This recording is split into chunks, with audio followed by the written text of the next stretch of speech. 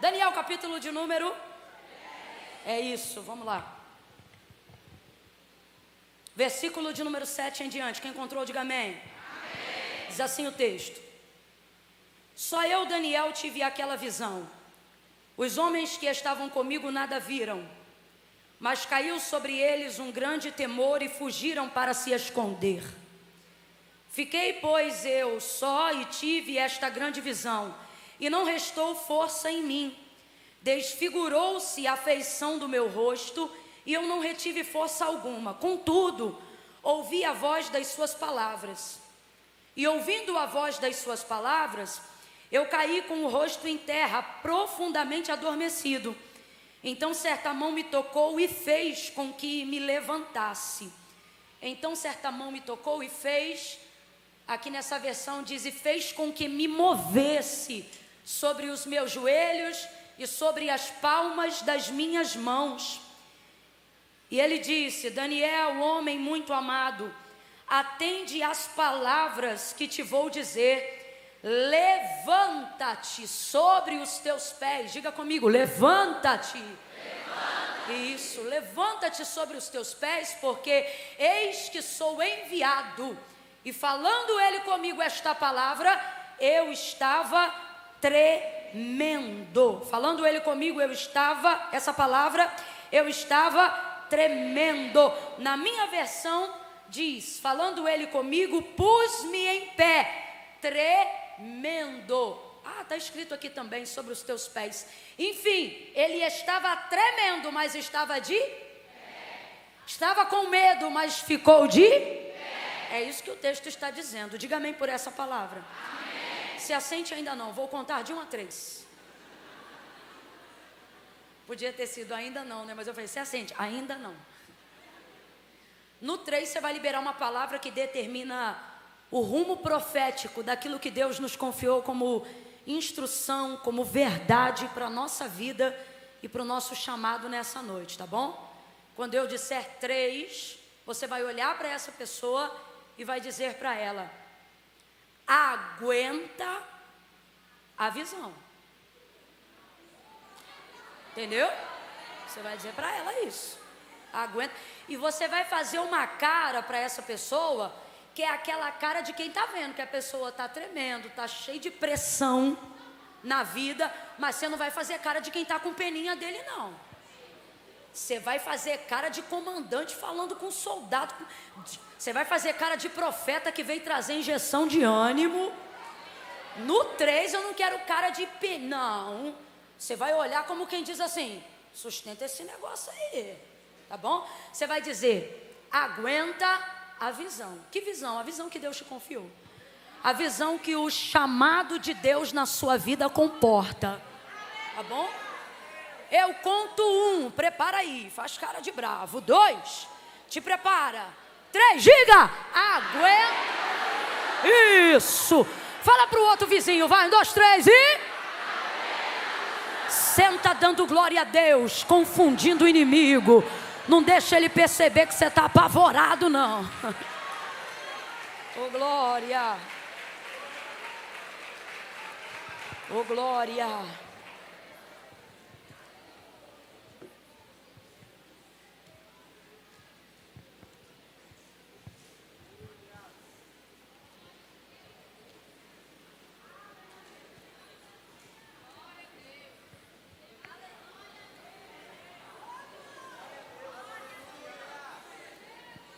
Glória a Deus. Daniel, você já sabe, mas eu vou só contextualizar para caso tenha alguém aqui que esteja ouvindo falar da história de Daniel pela primeira vez. Daniel é aquele que foi capturado para o maior cativeiro que Israel já viveu, o cativeiro babilônico. Profetas como o profeta Jeremias são profetas que Deus levantou a fim de redaguir, de corrigir, para que o povo de Israel que estava no pecado da idolatria, enfim, se arrependesse, se convertesse e não tivesse necessidade de passar por esse cativeiro. Depois do Holocausto, e aí eu já estou falando de tempos modernos, quando eu falo do Holocausto, estou falando de Hitler, enfim, até esse chegar, o cativeiro babilônico foi o pior cativeiro e o pior momento de toda a vida e trajetória do povo de Deus, do povo de Israel. Daniel estava entre esses cativos, os cativos de Judá. Ele era tido como um príncipe entre aqueles que estavam em Judá. Ele era um estudioso, ele vinha de uma estirpe elevada. E por isso ele teve um tratamento diferenciado. Eu vou tirar aqui agora um parêntese para falar somente aos jovens. Estuda, porque até a prova de quem estuda é diferenciada. Daniel, ele não foi quebrar pedra como os outros cativos. Daniel, ele não ficou atrás de cela como os outros cativos que participaram e que foram capturados para o cativeiro da Babilônia. Daniel, ele teve um tratamento diferente. Nabucodonosor, sendo aquele que estava com a nação mais globalizada da época, a mais moderna, a mais imponente, sobrepondo-se absolutamente até ao Egito, ele vai conquistando impérios, forças, pessoas e agregando conhecimento ao seu reino. Então, quando ele via, que tinham pessoas de uma estirpe elevada, entendidas, conhecedoras de outras culturas e outros idiomas, ele agregava a essas pessoas a sua cultura, a fim de que eles absorvessem a cultura dos caldeus, ou seja, o seu povo babilônico, mas que eles também pudessem absorver o conhecimento que possuíam outras culturas milenares, como o povo hebreu, por exemplo, que carregava uma história fantástica e assombrosa dentre todas as nações. E aí ele vai tratar Daniel, bem como os outros que também eram príncipes de Judá, Ananias, Misael, Azarias, de uma forma diferente. Às vezes na escola dominical a gente aprende a historinha de Daniel, e como o nosso senso lúdico precisa ser aguçado para a gente aprender melhor, a gente acaba criando aquele conceito de que Daniel está atrás das grades esperando a comida chegar como se fosse um prisioneiro. Mas a verdade é que ele está habitando dentro do palácio com outros príncipes, com príncipes dos caldeus, recebendo a melhor roupa, a melhor comida, o melhor tempero, o melhor horário, os melhores livros, a melhor cama, as melhores toalhas, o melhor banho. Ele está sendo tratado como um príncipe na terra dos caldeus, não está sendo tratado como um reles empregado, muito longe ainda de ser um escravo, mesmo sendo. Porque por mais que ele tivesse toda a regalia, quando lhe é privado o maior direito que você tem, qual é o maior direito que você tem? A sua liberdade. Não importa o quanto te ofereçam e o quanto você tenha, porque nada é mais valioso do que a sua liberdade. Para isto se manifestou o Filho do Homem, para desfazer as obras do diabo. Para quê? Para que eu e você pudéssemos ter casa, carro, dinheiro? Não. Isso você pode conquistar trabalhando, para que eu e você pudéssemos ter aquilo que só Ele pode dar verdadeiramente. O que, Camila? Liberdade. Por quê? Porque o príncipe desse século lhes cegou o entendimento. Para quê? Para que não cheguem ao conhecimento da verdade. De qual verdade? A verdade que é Cristo. Deixa eu te falar, a verdade não é uma mensagem, a verdade é uma pessoa, a pessoa de Jesus Cristo. Por isso, quando esteve cumprindo o seu ministério aqui, ele mesmo dizia: conhecereis a verdade e a verdade vos libertará. Entenda, o que você tem de mais precioso não é o carro do ano, o que você tem de mais importante não é o status e nem o engajamento de uma rede social. O que você tem de mais precioso, e por isso você deve lutar, é a sua liberdade. Nada pode comprar a sua liberdade. Então, apesar de ser tratado como um príncipe e ter absolutamente tudo, a nível material ter muito mais até do que ele tinha quando estava entre Israel e em Jerusalém. Mas a verdade é que ele era um escravo. Porém, eu quero que você desconfigure da sua cabeça a visão de um escravo amarrado, a visão de um escravo no tronco, a visão de um escravo preso. Daniel está sendo tratado como um príncipe, porém ele está na Babilônia.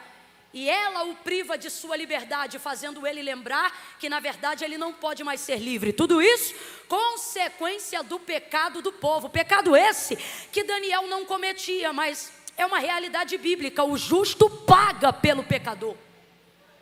Essa é uma realidade.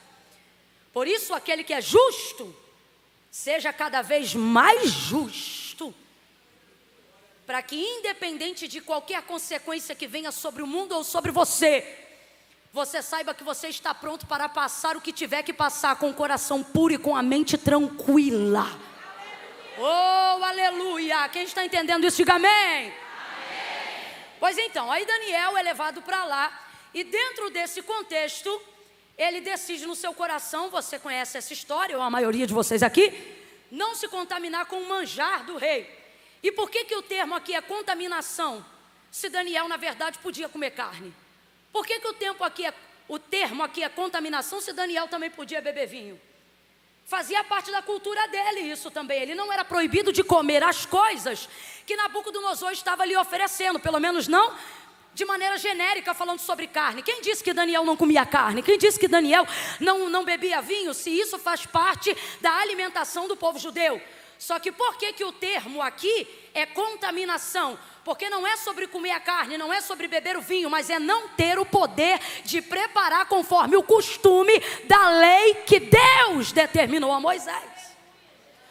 A lei determinada por Deus a Moisés em Levítico deixou claro e estabelecido a forma como o vinho deveria ser consagrado e, sobretudo, a forma como a carne deveria ser comida. Quando um judeu ia comer uma carne, ele não pegava ela do abatedouro já pronta, ou pegava ela do seu quintal, abatia de qualquer maneira, jogava as vísceras para um lado, as outras coisas para o outro e botava para assar. Não, tinha toda uma questão simbólica e ritualística que precisava ser respeitada. Vísceras para um lado, couro para o outro, uma parte ao sacerdote, outra parte torrada, outra parte queimada. A gordura não podia ser saboreada por aquele que iria. Enfim, toda uma questão. E na terra dos caldeus fazia isso? Não. Na terra dos caldeus pegava, matava e dava segundo o costume deles, e não segundo o costume do Deus de Israel. Por isso o termo contaminação. O que Daniel está dizendo é: o que eu não tenho poder para administrar, eu prefiro me abster. Se ele não pode administrar aquilo de acordo com o costume e a lei, que é o princípio de sua vida diante do Senhor seu Deus, então ele preferiu ficar sem ela.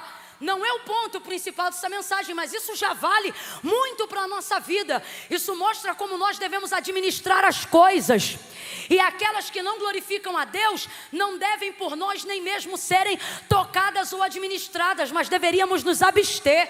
Eu vou falar bem rasgado, que é para todo mundo entender. Você está pronto para namorar? Você vai administrar o seu namoro de acordo com os princípios do seu Deus? Então namore. Você está vendo que seu filho tem maturidade para namorar e para administrar um namoro sem quebrar os princípios de Deus? Então permita. Agora, está vendo que não tem? Se não tem condições de administrar, então é melhor que se abstenha. Você tem condições de evangelizar pessoas no território delas e não do seu. A música delas não te influencia, a bebida delas não te influencia, não é a sua área de tentação. Ótimo, que Deus te use com poder e grande glória em terras estranhas.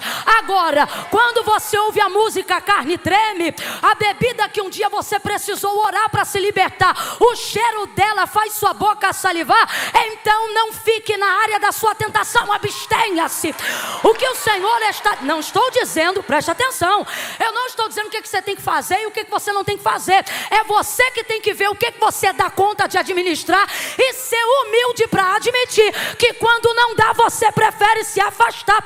Rapaz, esse negócio é tão forte, moçada, que olha a orientação doutrinária e bíblica para nós acerca das paixões da sua carne. O texto não manda você tentar e nem resistir.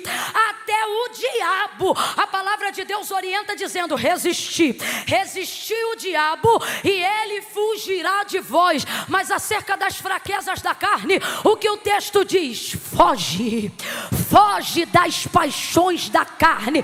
Camila, eu não estou entendendo. Tá sim, Deus está dizendo: se você não sabe administrar, começa a se abster, vai se ausentando da área da tua tentação, para de dar lugar na área da tua tentação. Se você não pode ficar mais do que 15 minutos no banheiro, toma banho de 10 minutos e sai fora desse banheiro, garoto. Não prospere a área da sua tentação. Se namorar na varanda está te levando a fazer coisas que você não deveria fazer, você recebe esse menino depois do culto e diz: hoje nós vamos namorar na sala. Mas na sala não dá pra gente namorar direito. É por isso que nós vamos namorar na sala. Abstenha-se. Volto a dizer para que você entenda a motivação. Daniel podia ou não podia comer carne? Podia ou não podia beber o vinho? Só que aqui não é o que ele pode e o que ele não pode. Ele não tinha acesso à cozinha. Ele não tinha condições de administrar isso segundo o costume do seu Deus. Então, se eu não posso glorificar a Deus naquilo que está proposto a mim, eu prefiro me abster. Aquela festa vai mexer numa área de tentação que você ainda não tem maturidade para administrar. Agradeça e não vá. E se alguém olhar para você e falar, mas tu não aguenta nada, né? Você diz, por isso que eu não vou. Tenha humildade para admitir o que você não tem poder para administrar. Daniel era um príncipe, estava sendo tratado como um príncipe, mas não lhe faltou humildade para se abster. Dali para frente ele vai aumentando o seu nível de santificação. Completa aí para mim, por favor, igreja. Dali para frente ele vai aumentando o seu nível de... Ficou fraco. Dali para frente ele vai aumentando o seu nível de... E a gente vai percebendo isso ao longo do texto. Agora eu vou dar uma corrida do capítulo 1 até o capítulo 10. Quem está prestando atenção, diga amém. Quem está ligado, diga glória. Quem quer ir embora sem ouvir tudo, diga eu aqui. Isso aí, tá ligadinha. É isso. Daqui eu vou dar um corre, presta atenção. Ele começa a se santificar. Deus vai dando esse respaldo para ele. Ele acha graça aos olhos do eunuco. É Deus que faz ele achar graça. Porque toda vez que o seu propósito de santificação respeitar a paz com a maioria, Deus vai te dar graça. Camila, eu não entendi. O que é graça? Deus vai te dar não apenas capacidade de fazer o que o seu espírito deseja fazer para a glória de Deus, mas Ele também vai fazer com que pessoas que estão a seu redor, de quem você depende de uma autorização para poder fluir dentro daquilo que você quer fazer, Deus vai te fazer achar graça diante delas. Camila, eu não entendi, vai entender. Quando o que você quer fazer para a glória de Deus respeita o princípio da paz, Deus faz quem diz não para todo mundo dizer sim quando olha para você. Foi o que aconteceu com Daniel. O eunuco jamais poderia permitir isso, ele ficou com medo de perder a cabeça.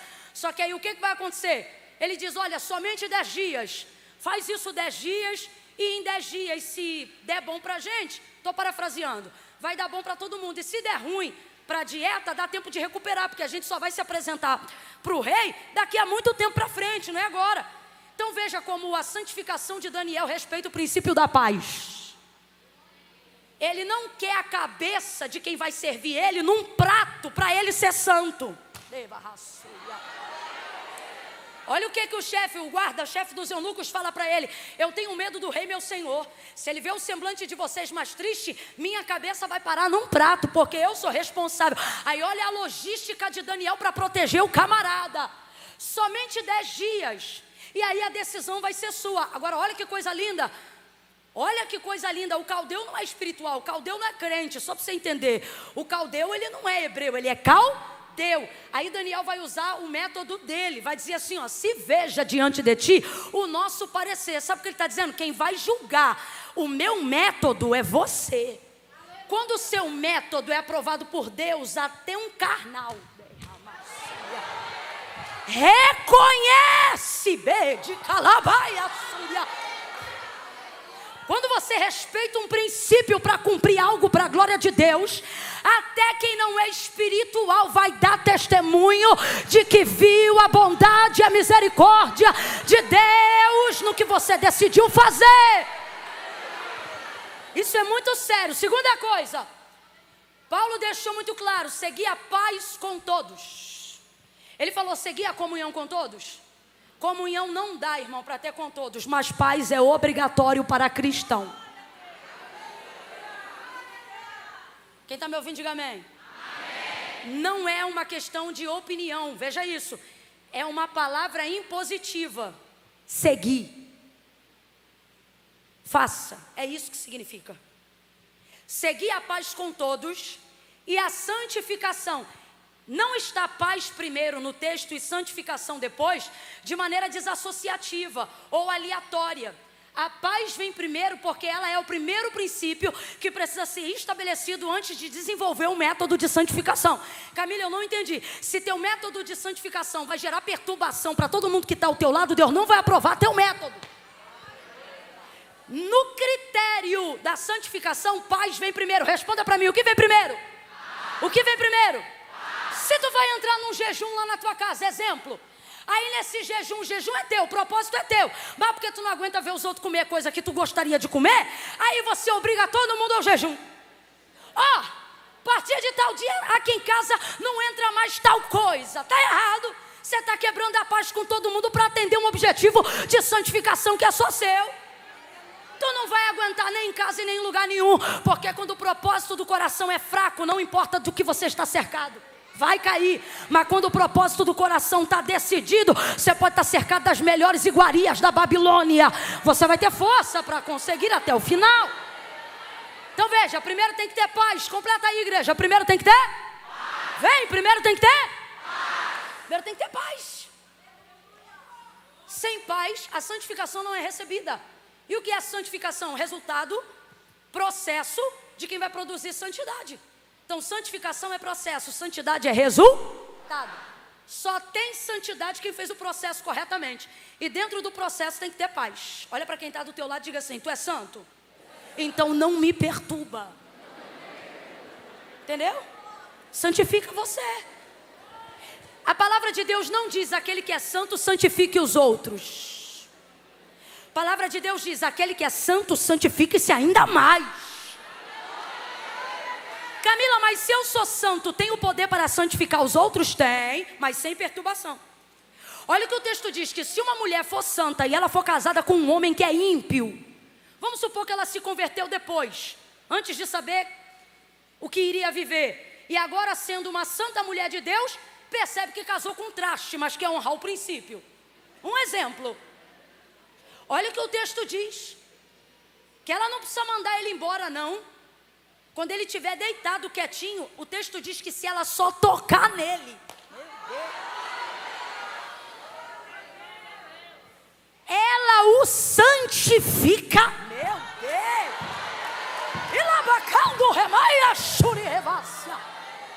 Olha isso, rapaz.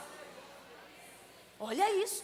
Então, santificação não visa eu apontar o erro que está em você, visa eu reconhecer os erros que estão. Santificação não é sobre eu tirar a sua paz, é sobre eu não alcançar paz enquanto não obter um resultado de santidade verdadeira diante de Deus. E por que eu estou dizendo que Daniel vai desenvolvendo isso? Essa história você conhece, eu não vim pregar ela, eu só quero te contextualizar. Daniel, depois desse método de santificação, o texto diz que ele fica melhor do que todos os outros.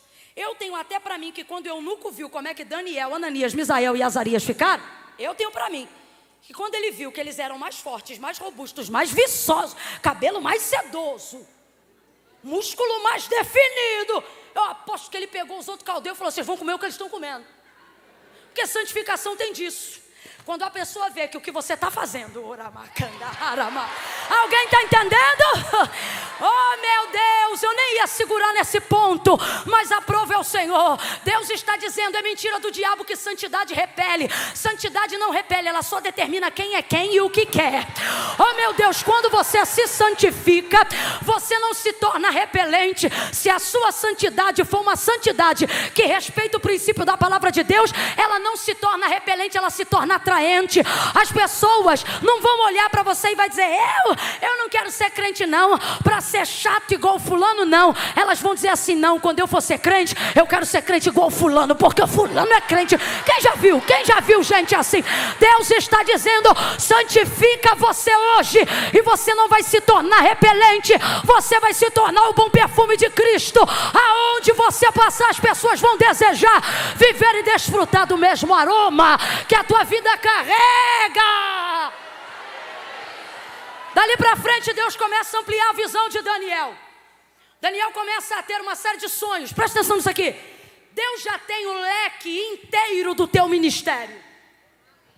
Deus já tem um mapa inteiro da sua vida. Olha aqui para mim.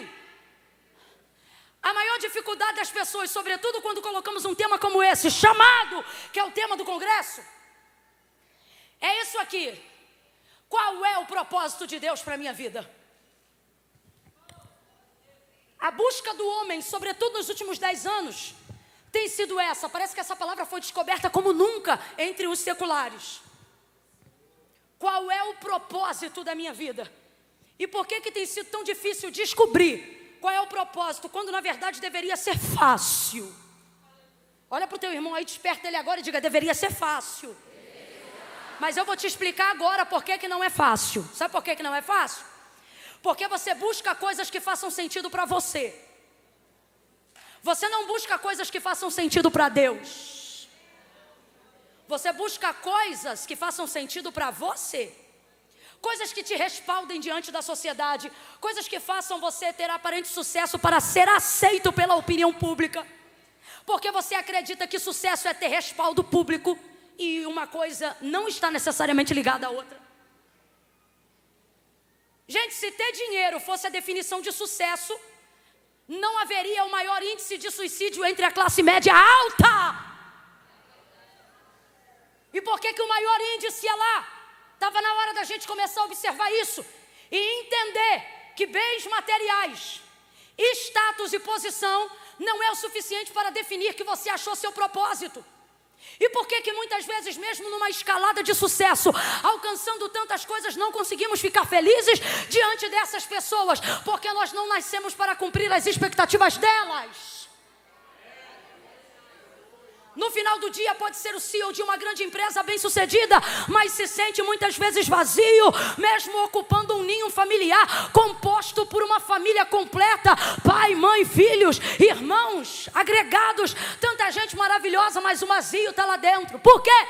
Porque você não nasceu para a glória de seu pai, não nasceu para a glória de sua igreja, você não nasceu para a glória de seus vizinhos, você não nasceu para a glória de seu patrão, você não nasceu para a glória de seu chefe, e você também não nasceu para a sua própria glória. Eu vou falar algo aqui bem aberto, que é para todo mundo entender, desde os 12 anos até os 120 anos. Você vai me ajudar a pregar isso aqui agora. Olha para essa pessoa e diga assim para ela: quando Deus te criou, não era em você que Ele estava pensando. Que, Camila? É isso mesmo que você ouviu. E se você já está indignado comigo, isso mostra porque você tem andado tão frustrado, porque teu ego está maior do que o teu entendimento de submissão à soberania de Deus. Olha de novo e diga: quando Deus te criou, não era em você que Ele estava pensando. Tem uma irmã aqui na frente falando com a outra, dizendo assim: que é isso? Tipo assim, que heresia é essa? Heresia? A palavra de Deus é clara em dizer qual é a motivação pela qual Deus trabalha, opera e move qualquer coisa. O texto de Paulo a Romanos definiu isso numa tríade irremovível. Porque dele, por ele. Agora faça essa equação celestial comigo e responda agora a pergunta que você fez ao seu irmão. Responda ela para mim. Então, quando Deus te criou, diga para mim, Ele estava pensando em quem? Agora responda para mim. Se quando Deus te criou, Ele estava pensando nele e não em você, tem como tua vida dar errado? Mas por que está dando? Porque você não busca fazer coisas que façam sentido para... Você busca coisas que façam sentido para você, para os teus amigos, para a sociedade, para a empresa que você trabalha. Aí no final você vai aprender da maneira mais dolorosa o que disse Paulo, que ao andar sobre a terra ele viu homens que possuíam tudo não tendo nada, e outros que não possuíam nada, mas tinham porque alcançaram o entendimento do propósito de sua vida, que é o quê? Fazer tudo para a glória de Deus. Eu não estou dizendo que você não tem que trabalhar, eu não estou dizendo que você não tem que crescer, eu não estou dizendo que você não pode emitir nota fiscal, eu não estou dizendo que você não pode ser criador de conteúdo digital, influencer, o YouTube é topado, não. O que eu estou dizendo é que se tudo que passar por você não for para a glória de Deus, vai se limitar em cansaço, vai terminar apenas em dinheiro. E desculpa, dinheiro sem propósito é apenas papel. Mas quem tem uma vida cuja todas as motivações passam pela glória de Deus, vive o que disse Paulo: quer comais, quer bebais, faças tudo para a glória de Deus. Aí quando você faz isso, você pode estar num carro do ano e você vai estar alegre dentro do teu propósito. Tu pode estar andando de bicicleta e tu vai estar alegre dentro do teu propósito. Tu pode morar numa mansão com piscina e vai estar alegre dentro do teu propósito. Tu pode estar tomando banho de mangueira no quintal e vai estar alegre dentro do teu propósito, porque aí não depende do que você tem. Você compreendeu que é para a glória de Deus? Então preste atenção, Deus tem um mapa de toda a sua vida em suas mãos. Camila, se Ele tem, por que Ele não me dá tudo? Não é porque Ele não quer, porque você não está preparado para receber. E porque você não está pronto para receber, sua visão é limitada. Camila, e o que me permite que Deus me entregue mais entendimento, discernimento, direção, motivação daquilo que cabe na minha vida e no meu propósito? Desculpa, mas não tem como eu maquiar isso. Santificação. Quanto mais você se santifica, mais Deus habilita teu espírito, alma e corpo para andar em harmonia, para entender o que Ele quer de você. Daniel, nesse processo, recebeu uma promoção. Olha para quem está do teu lado e diga assim: não tem processo que não traga promoção. Só quem está no processo aí vai dando glória pela promoção que também está a caminho. Viveu um nível de exaltação, de elevação, foi posto chefe sobre todos e etc. E aí ele foi crescendo. O propósito da vida de Daniel era tão firme, tão firme, tão firme, tão firme, que entravam reis e saíam reis, mas ele permanecia.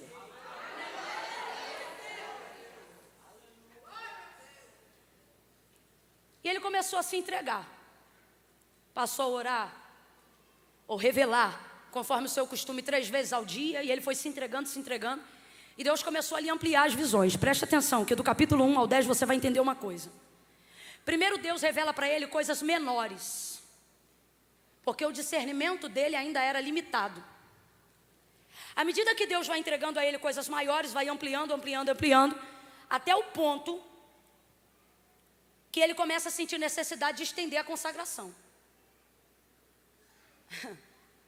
Deus primeiro entregou para ele coisas de casa, depois passou a entregar para ele coisas do palácio, depois passou a entregar para ele coisas de reino, e por fim, a revelação das 70 semanas de Daniel, que não significa nem aquele tempo e nem aquele mundo, mas a um mundo que ele nem iria pertencer. Deus começou a revelar para ele o futuro.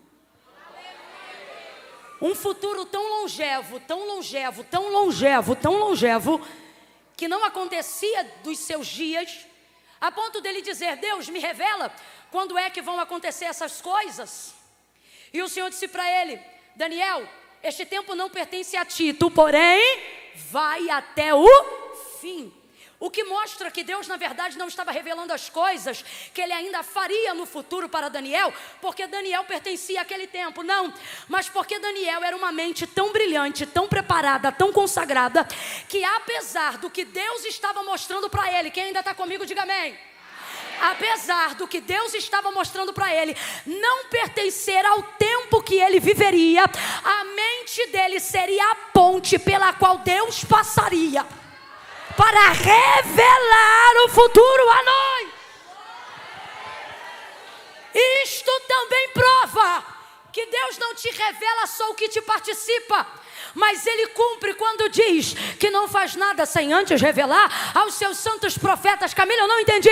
Vai entender agora. Deus não quer apenas te usar, Ele quer ter intimidade para falar contigo coisas de um futuro que você não estará, mas vai participar por causa da intimidade que Ele tem com você. Quem está entendendo isso, faça um sinal para Deus nesta noite. Levante a tua mão e diga: eu estou aqui, Jesus.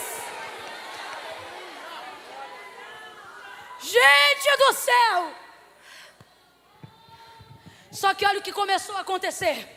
O que Deus estava revelando para ele era tão pesado, era tão forte. Diga após mim, forte. Bora, diga após mim, forte. Ressaltei em vocês a característica da disposição. Mantenham isso. Diga forte. O que Deus estava confiando a Daniel era tão forte que começou a debilitar o seu corpo. Antes do capítulo 10, Deus visita ele num sonho. Eu disse num sonho. Nesse sonho, Deus leva Daniel a uma profundidade de arrebatamento espiritual e de visões do futuro tão profundas que o texto diz que quando ele volta daquela visão, ele precisa ficar 7 dias acamado. Agora veja, ele recebeu a visão na carne ou no espírito? Na carne ou no espírito? Sim. Mas quem ficou 7 dias na cama? Você está entendendo por que Deus tem que trabalhar com a tricotomia do seu ser? A gente tem que parar com essa mania. Ou você é muito espiritual e se torna um crente chato à beça, onde só você é santo, ninguém presta, porque ninguém ora igual você, ninguém jejua igual você, ninguém sobe monte igual você, ninguém faz... Insuportável.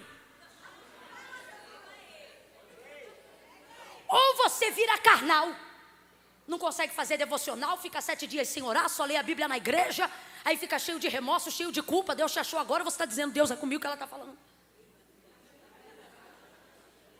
Ou você é muito, ou você é nada. Só que é espírito, alma aí. Deus está dizendo: você só vai entender o propósito do seu chamado quando você envolver a tricotomia do seu ser.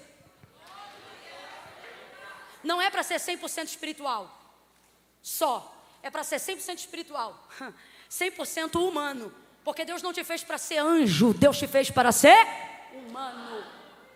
Você é humano. Ô menina, você é humana. Ai, que eu não preciso de amigo, que eu não preciso de ninguém, porque Deus comigo é a maioria. Tu é humana, ô garota. Aí vai virar igual esses crentes que é cheio de revelação até o tutano, mas se tirar do dom que ele tem, você vê a quantidade de trauma. Tem gente que só presta para estar no altar, porque se for para a mesa, não dá para ouvir conversa. Porque ele achou que o dom cobria tudo. Ele achou que o dom cobria a família. Ele achou que o dom cobria a igreja. Ele achou que o dom cobria tudo. Ih, Deus está mandando dizer isso para alguém. Olha aí para alguém e diga: você é humano. Pode orar a beça, mas no final do dia ainda é humano. Pode pregar a beça, mas no final do dia ainda é humano. Deus não te fez para ser anjo, Deus te fez para ser humano. Teu espírito pode estar forte. Se a sua alma estiver decadente, você só vai prestar no exercício do dom. Fora do exercício do dom, ninguém vai te suportar. E aí vai terminar sozinho, dizendo: ai, que a obra de Deus me matou. Não, tua cabeça dura te matou. Você achou que podia ser Gabriel, Serafim, Miguel. Aí veja, Daniel volta e fica acamado. Igreja, vem comigo. Ele ficou como? Ele começou a sentir no corpo. Agora eu vou te animar um pouco mais. Você que está aqui nessa noite pediu de Deus discernimento. Porque, irmão, essa noite poderia ser muito profética de avivamento. A atmosfera está propícia para a gente terminar isso aqui levantando cadeira, rodando, dando lugar com força. Mas Deus está dizendo, essa noite de abertura é noite de resposta, é noite de discernimento, é noite de colocar espírito, alma e corpo alinhados no centro da vontade de Deus. Deus está falando comigo que toda dúvida que te esmagou até este ano não vai mais te esmagar. Está de mão abaixada porque levanta a mão e começa a receber. Deus vai dissipar toda dúvida pelo poder do conhecimento da palavra. Meu Deus, está parecendo culto de doutrina, Camila. Eu também acho. Mas é que Deus falou, hoje eu vim esclarecer, eu vim esclarecer. Hoje eu vim esclarecer, eu vim esclarecer. Fique tranquilo, meu marido prega amanhã, pastor? Pode deixar então, após mim virá um que é maior do que eu. Mas hoje Deus está dizendo, para você que chegou aqui e disse assim, Camila, eu vim para a igreja, eu busco, eu falo com o Senhor, mas tem uma série de coisas que está acontecendo comigo que eu não entendo. Eu não tenho, por exemplo, disposição.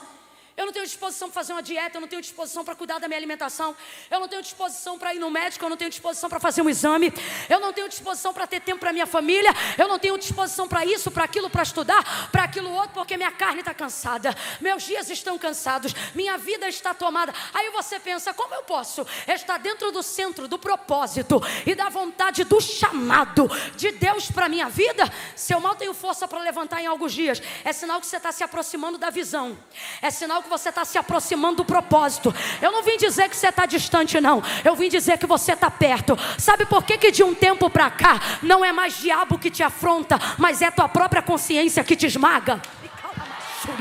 Porque você está perto do conhecimento, está perto do propósito de Deus para a sua vida. Sabe por que de um tempo para cá já não te importa o que os outros dizem sobre você, mas o que mais te incomoda é o que você determina e não consegue fazer? É porque tu está perto da visão, tu está perto do entendimento que Deus tem com você. Isso é maturidade espiritual. Pega na mão de alguém aí agora, olhe para quem está do teu lado e diga, eu sei que você anda irritado com você mesmo, frustrado com você mesmo. Olha para ele e diga, mas assim diz o Senhor, você está mais perto do que antes. Deus vai abrir o céu e vai começar a revelar o entendimento da visão que Ele está te dando. É por isso que está mexendo com a tua alma, é por isso que está mexendo com a tua carne, é por isso que está mexendo com as tuas emoções. Uma visão de Deus que só mexe com a sua perspectiva, mas não envolve tua rotina, tua família, tuas frustrações. Posso te falar? Ainda não é visão completa. Camila, quando é que eu estou dentro da visão mesmo? Quando é que eu estou no miolo do negócio? Quando o pau começa a cantar. E eu vou te falar por quê. Porque uma visão que não envolve a tricotomia do seu ser ainda não é a revelação plena dela. Pode olhar. Tem muita gente que sonha muita coisa, que deseja muita coisa, que acredita muita coisa, mas que não vive coisa alguma. Por quê? Porque quando começa a se aproximar da visão, deixa eu te falar um negócio rasgado aqui. A glória de Deus não é romântica, a glória de Deus é pesada. Deixa eu te falar um negócio abertamente aqui. Os meninos que estavam me ajudando aqui, pode voltar. Meu Deus do céu. É só começar a mexer no instrumento músico que ele sai correndo. Vai desconfigurar meu aparelho não, missionária.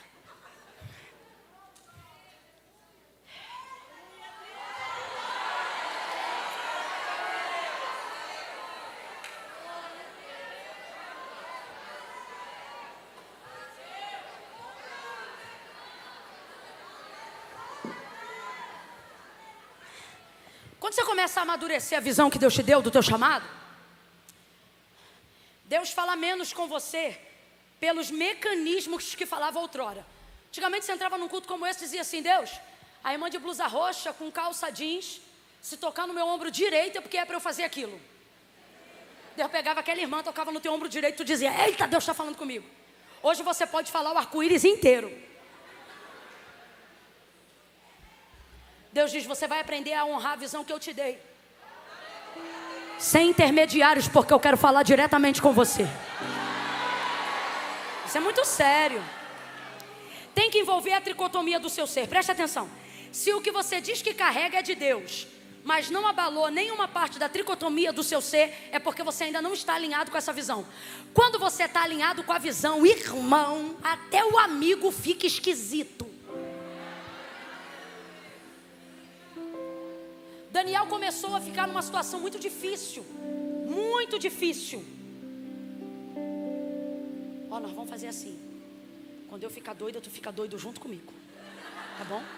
Tipo, comecei, aí você, entendeu? Fica doido comigo. Vocês tudo a mesma coisa. Deixa eu fazer o teste para ver se ele tá ligado. Então!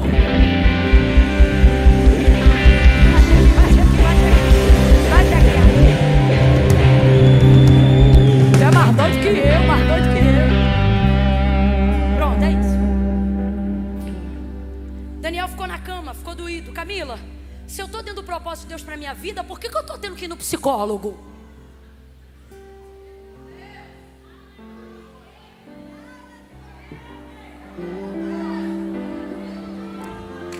Camila, se eu estou dentro do propósito que Deus tem para minha vida, por que tem se levantado o problema até dentro da minha casa, dentro dos meus?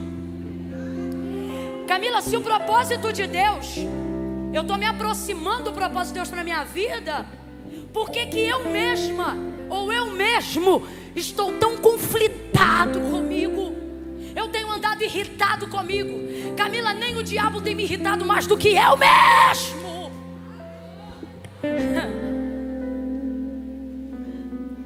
Eu preciso te explicar isso aqui. A glória de Deus não é um lugar de fantasia. A glória de Deus é um lugar de confronto. Quando eu me santifico, quanto mais eu quero me aproximar de Deus, mais gritantes ficam os meus erros e os meus pecados. Porém, também abundante é a graça de Deus, e compreender o favor de Deus diante dos meus erros é muito difícil, causam muitos conflitos. Deus está falando com alguém aqui, diga glória. Deus está falando com alguém aqui, diga amém. Deus está aqui, diga graças a Deus. Deus está dizendo, você pensou que a minha glória era um lugar de brisa suave, porque se esqueceu. A minha glória é um lugar de relâmpagos, raios e trovões. A minha glória não é um lugar de sol claro. A minha glória é um lugar de nuvens espessas. A minha glória não é um lugar de fundo musical sensível, não. A minha glória, Israel viu raios, relâmpagos e trovões. Você acha que quando Moisés subiu ao Sinai e viu a glória de Deus, ele pensou o quê? Ele pensou que ia morrer. Quando o povo quis se aproximar da visão mais clara de quem era Deus, o povo disse, Moisés, diga para Deus que nós queremos vê-lo como você vê. A gente quer falar com ele como você fala com ele. Fala para ele aparecer para nós. É o que vocês querem? Deus, estou parafraseando, o povo quer te ver. Que ótimo. Manda o povo vir. Manda eles se lavarem, eles se limparem, eles jejuarem. Manda eles consagrarem e coloca todo mundo ao pé do monte. Eu vou vir por cima do cume, e eu vou ter como povo. Naquele dia Deus vai descer com glória. A glória de Deus não vem com arco-íris. O texto diz que o céu fecha, raios, relâmpagos e trovões, porque de acordo com o profeta Isaías, o Deus que você adora tem o seu caminho na tormenta, e a terra é o estrado dos seus pés. Quem pois entenderá o trovão do seu poder? Deus veio no Sinai, é raio para um lado, relâmpago para o outro, e o povo que estava consagrado, preparado e com o horário marcado para ver Deus, ficou apavorado, saiu correndo para dentro das suas tendas e disse, para! Deus dizia, vem, manda eles chegarem mais. Só que quanto mais a glória de Deus se revelava, eles iam para mais, mas não era o que eles queriam. Você quer, mas na verdade não sabe o quanto você aguenta. O povo começou a fugir, e é por isso que a gente canta com o Brunão do Morada. Mais perto da glória é mais perto do quê? Não é mais perto da alegria, não. Aí o que acontece nessa hora? Como diz a canção, o medo quer.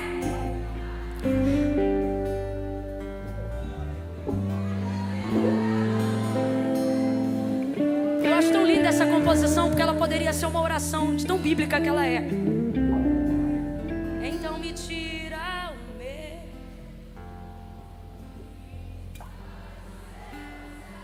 Suba e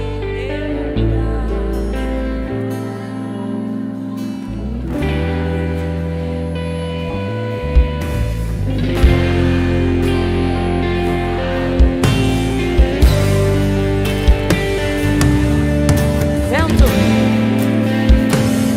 Aqui, ó. You keep me.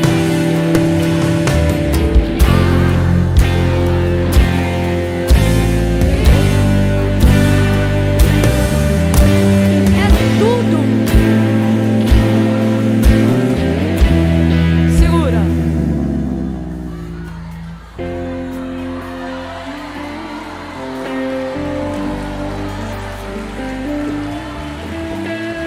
Eles diziam: Moisés, vai você.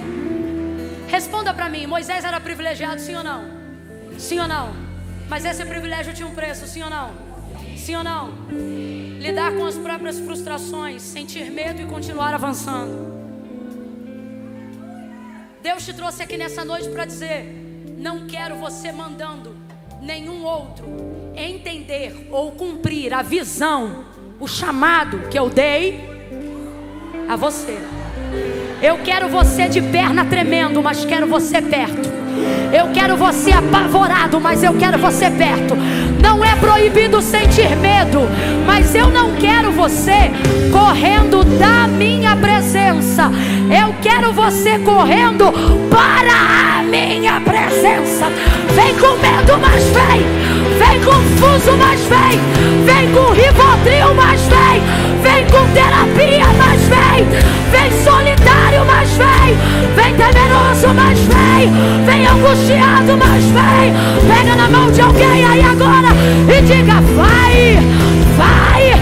Vai com medo, mas vai. Vai triste, mas vai. É a presença do teu Pai. Ele está dizendo: aconteça o que acontecer, deixa acontecer perto de mim. Eu te quero mais perto, mais perto.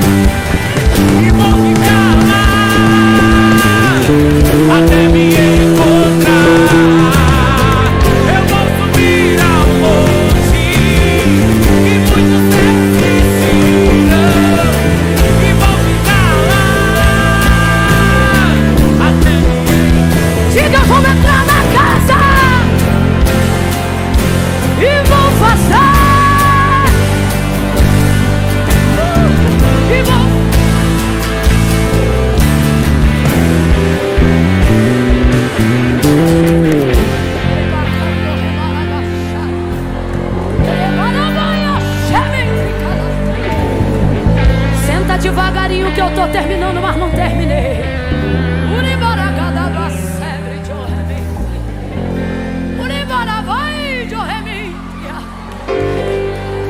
Há um temor de Deus sobre esta casa.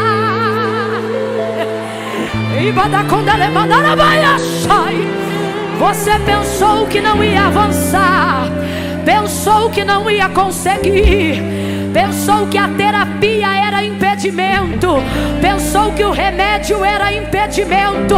Só que Ele está deixando claro: o mais importante não é deixar de vir pelo que você tem, mas é vir do jeito que você está. Vem medicado, mas vem enfermo, mas vem entristecido, mas vem deprimido, mas vem. Não se distancia da minha glória, não se afaste da minha presença. Moisés não era perfeito, mas queria estar perto.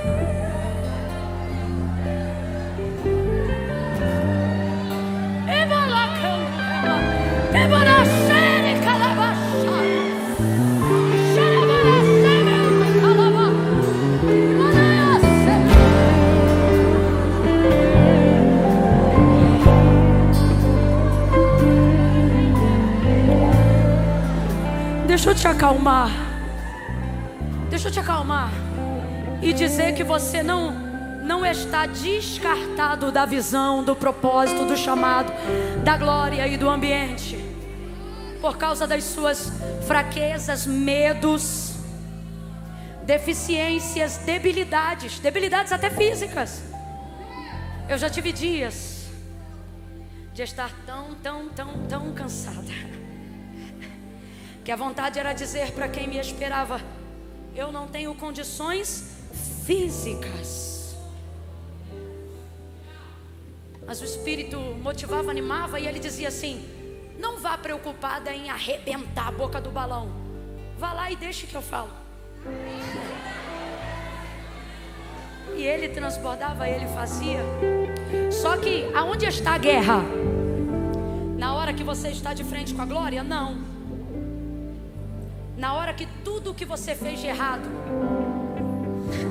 se levanta como um muro invisível, dizendo: você não pode chegar. Romper isso é difícil. Acreditar que o sangue de Jesus é poderoso o suficiente para encobrir essa multidão de pecados não é fácil. Mas a Bíblia diz que o Espírito Santo coopera. Eu quero glorificar Deus pela abertura de congresso nessa noite, porque o Espírito Santo está aqui como cooperador.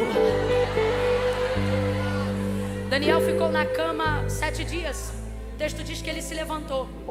Deus visitou no espiritual e o físico dele ficou abatido.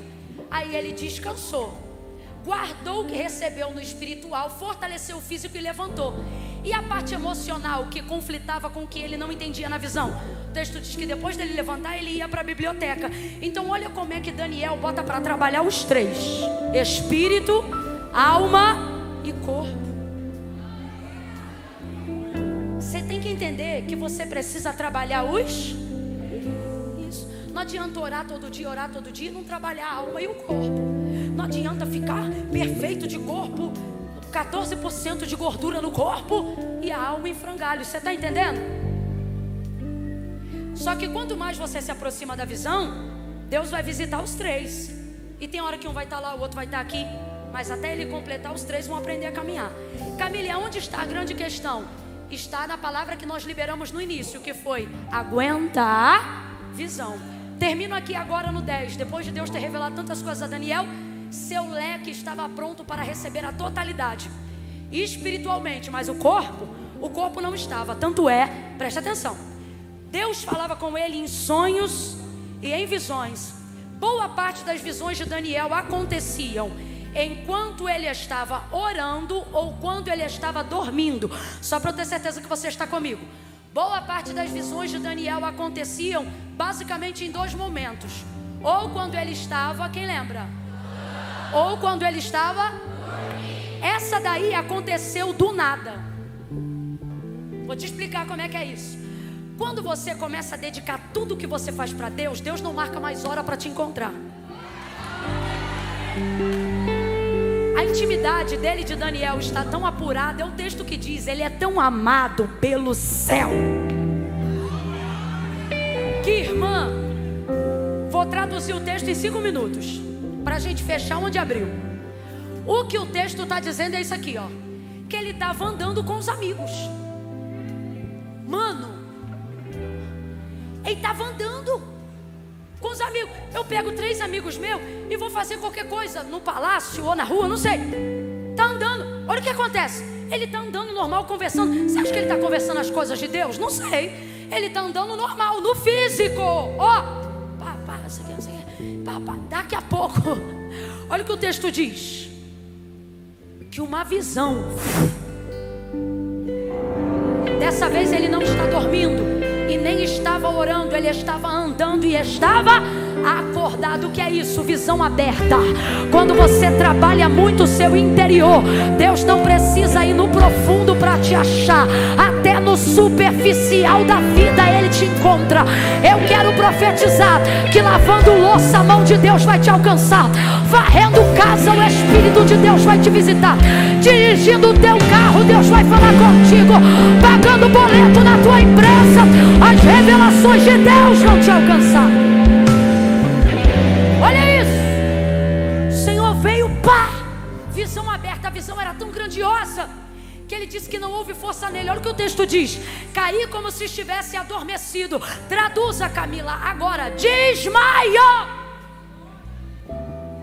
Tamanho impacto da visão. Olha para o teu irmão e diga: do nada. Deixa eu te explicar um negócio. O do nada nunca é do nada. Toda vez que Deus faz um de repente, havia na vida dessa pessoa um todo dia. Pegou ele na visão, para a gente encerrar aqui. Pegou ele na visão, rebatou ele, deu a visão, aí ele perdeu as forças, caiu, mas ficou consciente. Voltou, ficou consciente. Porque não há visão que Deus te revele que rouba a sua consciência. Aí ficou lá, escute isso. Ficou lá, apavorado com o que estava vendo. Os amigos, quem lembra do texto? Os amigos fizeram o quê? Quando a visão é forte, nem tua casa aguenta.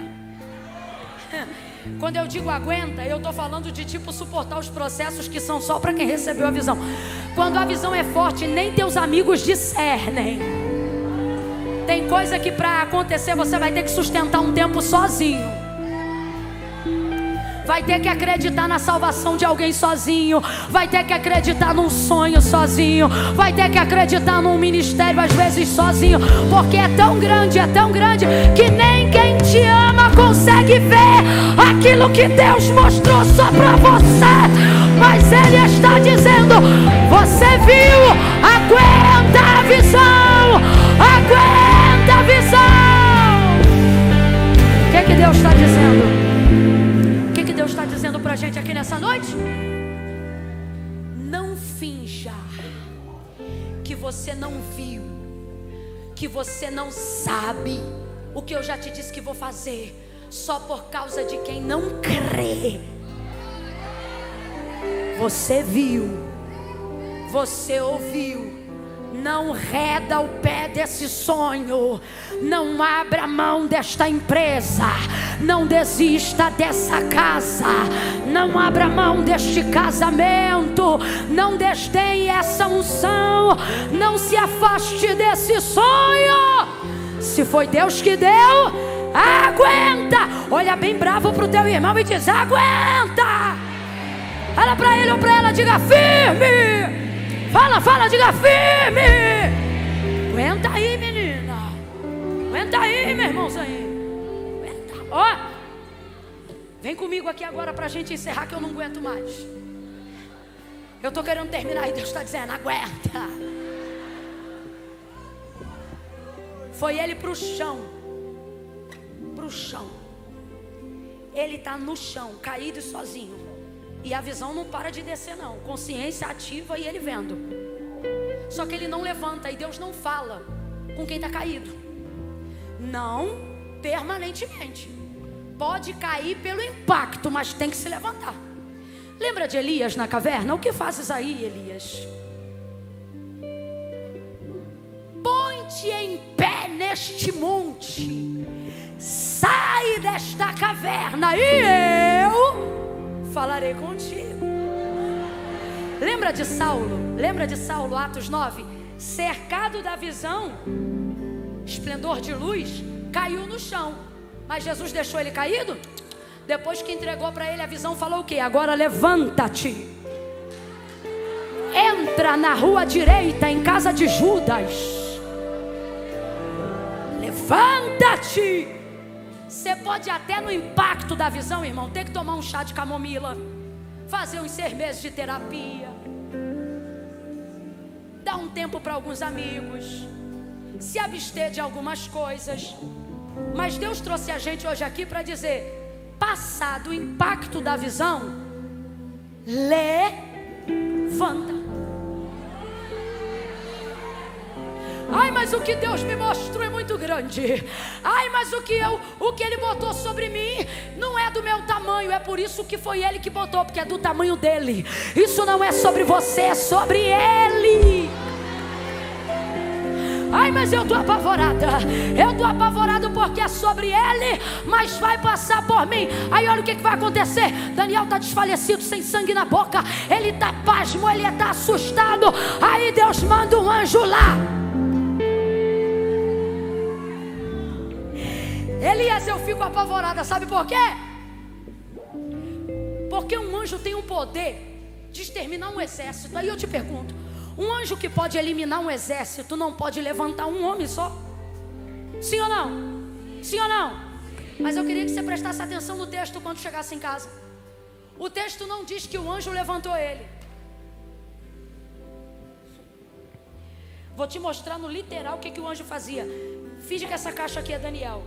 Quem é essa caixa? Está no chão. Deus mandou o anjo. Aí o texto diz que ele ouvia as palavras do anjo. E o anjo dizia: Daniel, levanta. O texto diz que o anjo o levantou. Vem comigo. O texto diz que o anjo o levantou. O texto diz que o anjo mandava ele. Mas ele estava tremendo e o anjo dizia: levanta. Apavorado e o anjo dizia: levanta. Caído e o anjo dizia: levanta. Sem sangue na boca e o anjo dizia: pressão baixinha e o anjo dizia. Aí o texto diz que ele fez isso aqui, tremendo, começou a catar o chão e a fortalecer a palma no chão. Que é isso? Busca apoio aonde tem, mas caído não fica. Ele bota a mão, ele firma os joelhos e ele começou a se levantar. Agora eu vou perguntar de novo: o anjo levantou? O anjo levantou? O anjo só sacudia ele, incomodava ele, encorajava ele. Pega essa mão cheia de unção agora, bota no ombro de alguém, no ombro, e diz para essa pessoa: levanta, levanta. Sacode ele e diz: levanta, levanta. Tremendo, mas levanta. Assustado, mas levanta. Ele ficou tremendo, mas ficou de pé. Eu profetizo: este ano tu vai passar de pé. Tu vai passar de pé. Vais passar de pé.